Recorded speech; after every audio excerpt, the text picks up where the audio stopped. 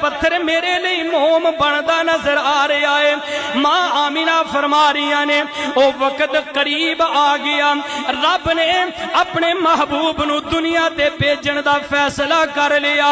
اے 12 ربیع الاول دی صبح طلوع ہو رہی ہے، یا 9 ربیع الاول دی صبح طلوع ہو رہی ہے، یا 8 ربیع الاول، اے روایات سے اختلاف ہے، میں ادھی اندر نہیں جاواں گا۔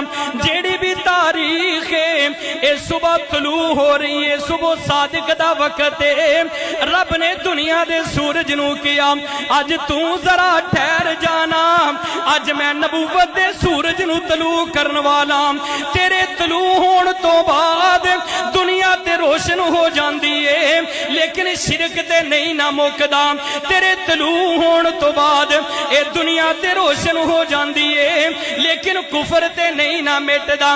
اج میں نبوت دے اس سورج نو طلوع کراں گا جدے طلوع ہون تو بعد شرک مٹ جائے گا، جدے طلوع ہون تو بعد کفر مٹ جائے گا، اور میں رب اعلان کراں گا کہ کل جاء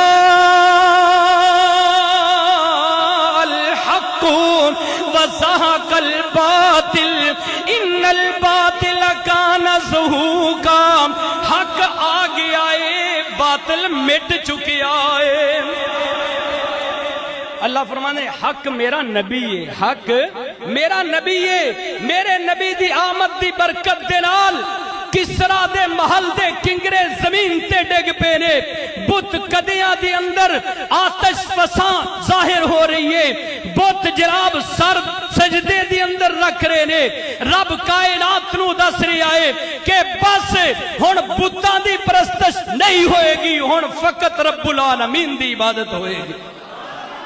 میرا نبی تکبیر، شان محمد مصطفیٰ، جمال مصطفیٰ، حسن مصطفیٰ، کمال مصطفیٰ، نعرہ تکبیر۔ میرے محبوب دنیا دے اندر تشریف لے کے آ رہے ہیں، مقصد میلاد مصطفیٰ، پہلے میلاد ہے نا پھر مقصد